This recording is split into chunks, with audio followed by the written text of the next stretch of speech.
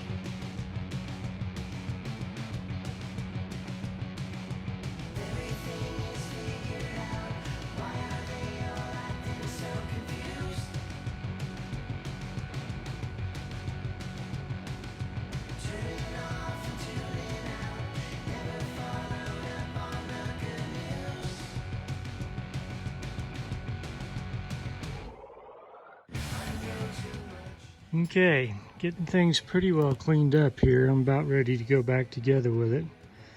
The needle bearings you see here are for the sector shaft. I didn't realize they were needle bearings, and they all came out when I took it apart. There's 37 on each one, apparently. My book's not telling me any different. The bearing cups for each end of the shaft they're in pretty good shape. Cleaned up really nice. So I'll go back with those. Ball nut holder and the balls. I've got 61. The book's calling for 62. So if I dropped one, I'm sure not seeing it anywhere. I've looked through everything. Seal. Looking at it, it looks like it's in pretty good shape. I do need to place an order for some stuff. I might throw one in on an order. Other than that, the only thing that looks a little suspicious is this sector shaft itself on the gears. That one in the middle looks a little rough, and I'm not sure why it's looking like that. I don't know if it's just because the grease was dried up towards the last years of them driving it. I mean, it looked pretty good on that end, but right there in the middle where the balls are, it might just be from the balls rubbing on it. I don't know. Other than that, it's pretty good. I hate to buy a new one. I know a whole new box is like 400 bucks, so I ain't gonna do that. So you might just hit that with some sandpaper and make sure they're smooth so the balls will roll in there. But anyway, it's looking good. I'll see about ordering that seal. And I'm not sure what that's about either. I'm not sure how that happened. Had to happen when it was assembled, because they come apart real good for me, so I might clean that up a little bit too. Anyway, it looks pretty decent. So if you mess up like we did, you can use a magnetic screwdriver if you have one to get all of the metal balls out. So you can recount them and get them in correctly. Okay, I've had time to think about this. It's been kicking my butt. I think I had my worm nut on the wrong way. So I'm going to try this again. It would screw one way but not the other. And I think the return on it was what was getting me. So we're going to go back together with it here. I need to get some of these lights fixed.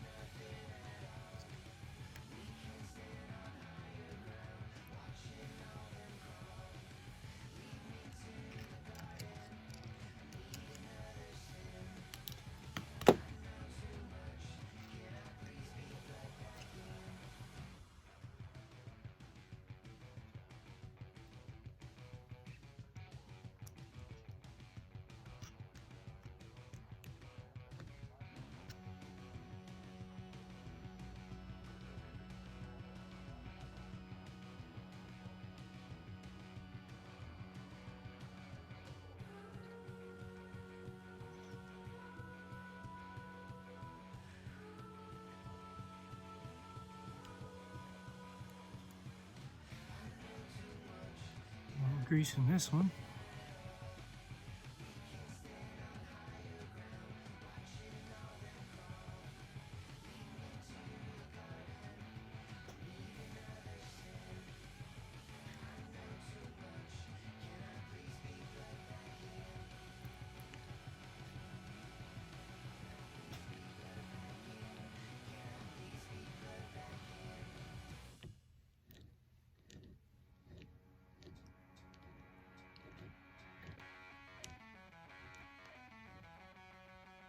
Okay, so I just had the worm nut on backwards here.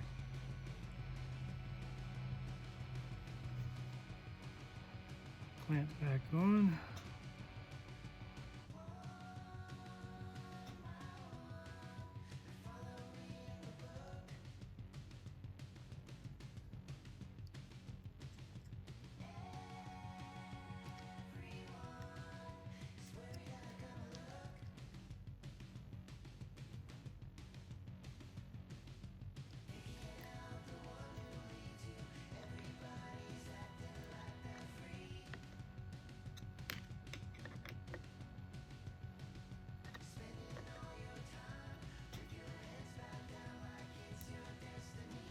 Everything's greasy now. Can't hang on to it.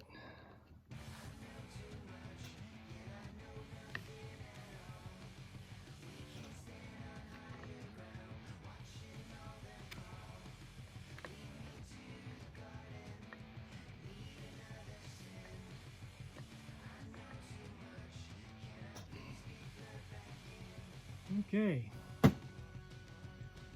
So we got full travel now. I think I'm going to put some more grease on this. Just make sure I get it good and greased up.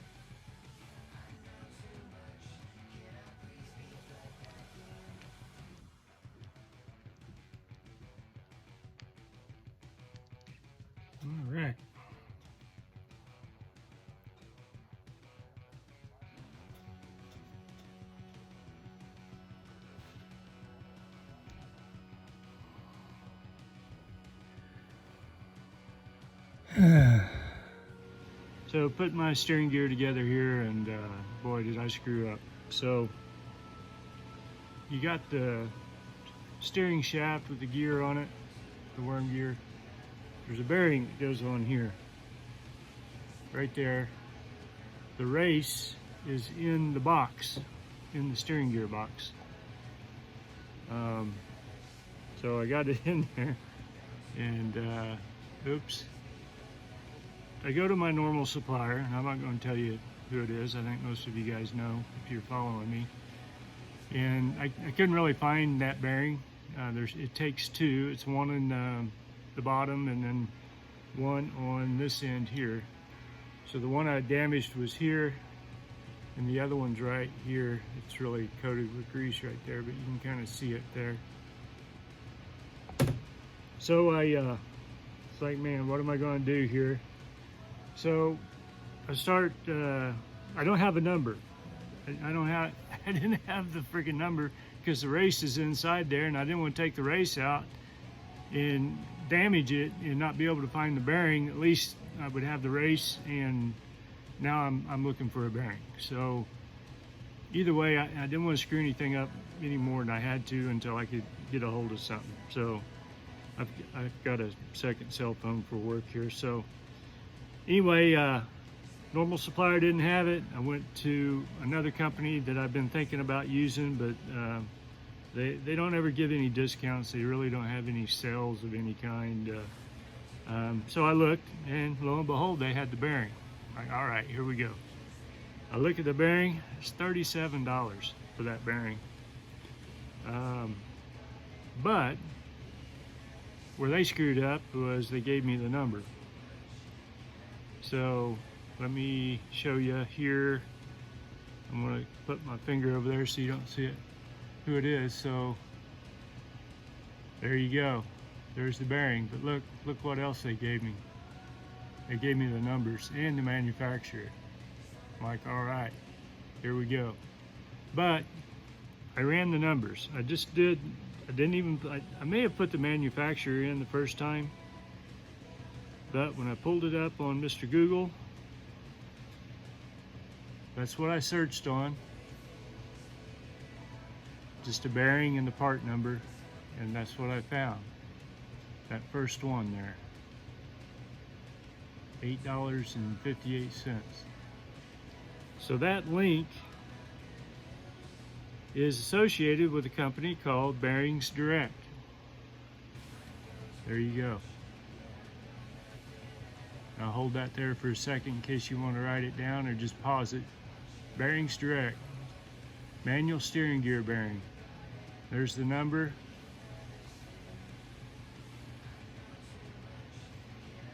And there's their price.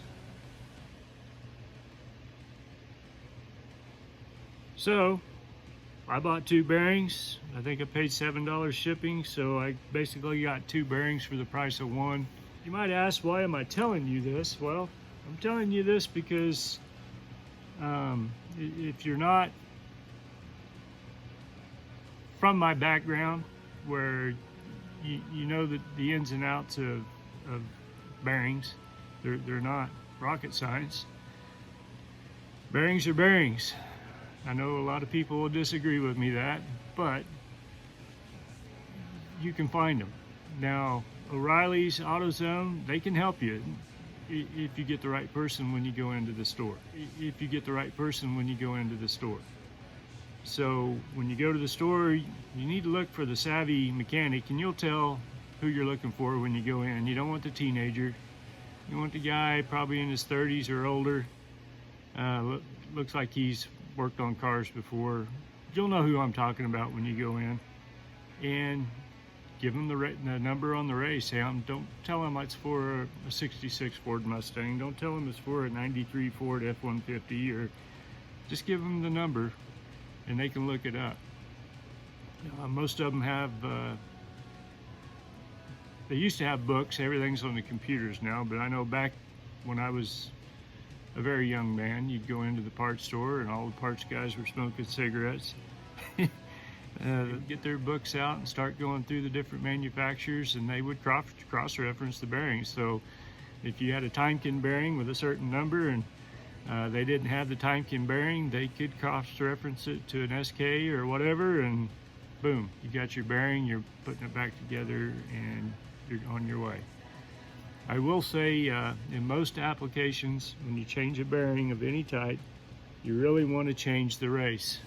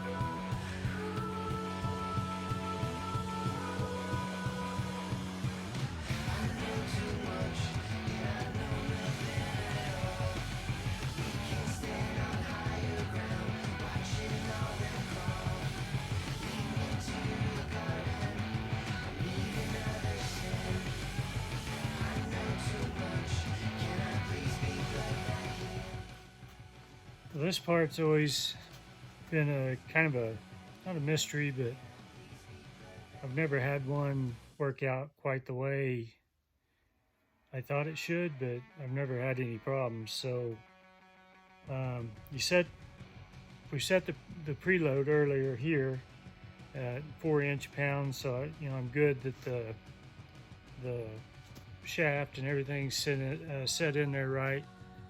Got the correct preload. This adjustment here moves your sector shaft up and down to get the proper mesh. And these gears may be a little worn, but I'm just going to kind of go by feel on it. And I know how much there was here. So I'm going to kind of set it back where it was, and kind of get it where I want it, and then I'll check going back and forth here for the free travel on it, make sure I don't have too much slop. Right there feels pretty good. It feels, there's no slop. I may have to adjust this again when I get it in the car and get some load on it and some weight, which I can do easily. So anyway, I think I'm going to set it right about here and call that good.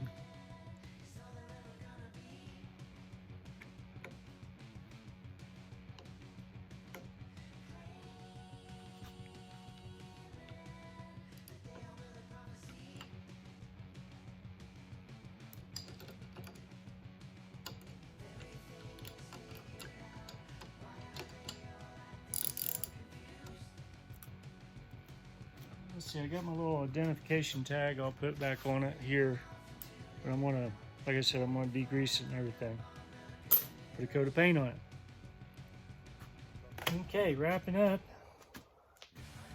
Gotta just put a little coat of paint on it after I degreased it. Everything feels good. I'm gonna put it back in. I got new column seal. So since these are a solid shaft, you have a column seal that goes on like that. That seal keeps the water out. There's no seal here. So any water could get into the bearing, this bearing that's right here, can get in there and cause you some problems. So that seal is recessed. It just slides in the tube. And then the shaft, it just slides over the shaft and seals right here. So that's it.